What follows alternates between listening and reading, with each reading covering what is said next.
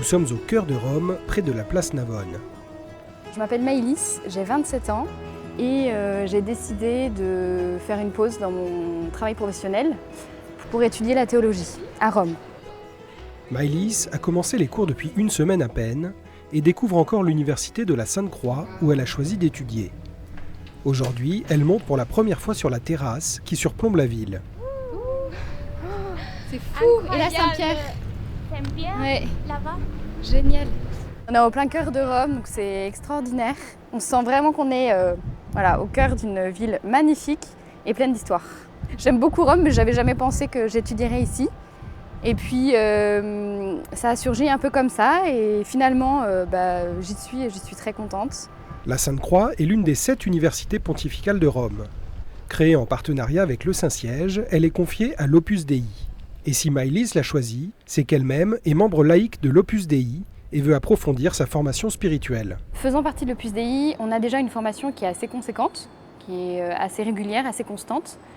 Mais on peut faire le choix aussi de prendre 3 années, ou moins, ou plus, pour bien approfondir certaines questions à un niveau vraiment top.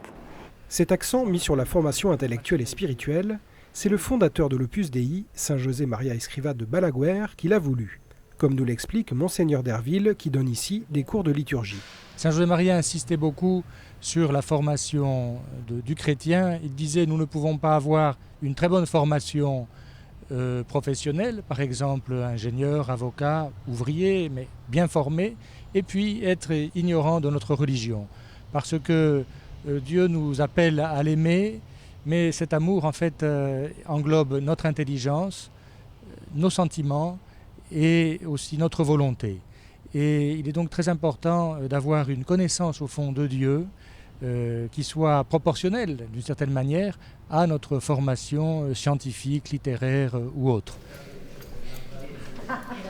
Ce matin, Maëlys a son premier cours de communication institutionnelle, tout en italien. S'il y a avec Maëlys quelques femmes laïques, la classe est composée principalement de prêtres, séminaristes et religieux, qui constituent la majorité des 1600 étudiants de la Sainte-Croix. Venus de 75 pays différents pour étudier ici la théologie, la philosophie ou le droit canon, seule une petite minorité des étudiants est membre de l'Opus Dei. De l'Opus Dei, il n'y a que le 20% des étudiants. Le 80% des étudiants viennent de tout le monde, envoyés par leur évêque. Cette année, on a reçu quelqu'un du Mali. C'est la première fois qu'on a un étudiant du Mali. Et l'année prochaine, on espère d'avoir quelqu'un de Timor-Est. Ce sont des pays dans lesquels l'Église parfois est persécutée, parfois n'a pas les moyens de venir ici. Donc on a aussi beaucoup de bienfaiteurs qui nous aident à faire le rêve des évêques réalité. Comment se llamaba? Ernest Coicou. Une ambiance très universelle au cœur de l'église qui plaît beaucoup à Maëlys. Ça, c'est une chose qui me marque beaucoup, c'est que c'est très spontané. Alors je ne sais pas si c'est parce que j'habitais à Paris que les gens ne se parlent pas, mais ici, tout de suite, on dialogue beaucoup, on apprend beaucoup des uns et des autres, des cultures, des personnes qui sont là, et on partage beaucoup de choses. À la pause café, Maëlys retrouve Margarida, une étudiante en philosophie d'origine belge, au milieu des prêtres et séminaristes. Et ça serait que j'ai jamais goûté comme camomille, parce que je sais pas ce que c'est. Ça doit être une tisane. Ah, ça va être une tisane, non, il vaut mieux pas prendre ça pour les cours. On fait un peu groupe, je crois, c'est naturel parce que comme on est peu de femmes, le peu qu'on trouve, on se sourit directement dans les couloirs, on les connaît pas encore, mais rapidement je crois qu'on finira par se connaître. Car le fait de fréquenter une université ecclésiastique, pour des femmes et des laïcs, ne va pas forcément de soi. Saint José Maria avait déjà, quand il est mort en 75, et il avait cette vision que les femmes puissent étudier dans une université ecclésiastique. Et à l'époque, c'était très, très peu commun. C'était très innovateur, oui. Et encore aujourd'hui, c'est fort innovateur.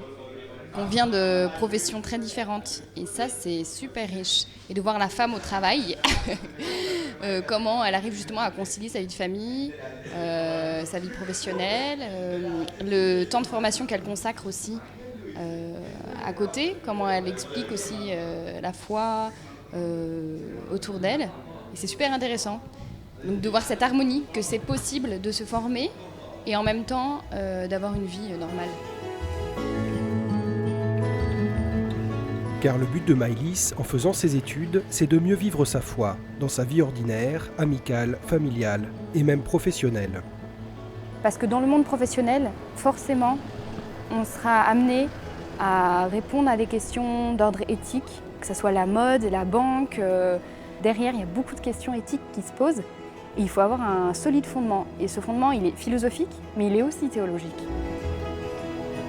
Ce que j'attends de ces années à Rome, c'est vraiment d'approfondir. C'est vrai qu'on est dans une culture de l'immédiat. Internet, tout va vite, tout de suite on a une réponse.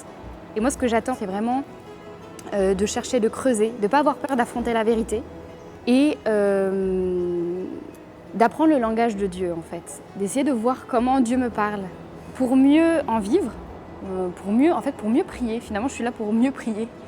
Et du coup, parce que je prierai mieux, je parlerai mieux avec Dieu, je le comprendrai mieux, ça sera plus naturel d'en parler autour de moi. Voilà. Dans 3 ans, Maëlys reprendra son travail de chargée de mission qualité au sein d'une fondation, avec, si tout va bien, une licence de théologie en poche, afin de mieux annoncer Dieu au monde d'aujourd'hui.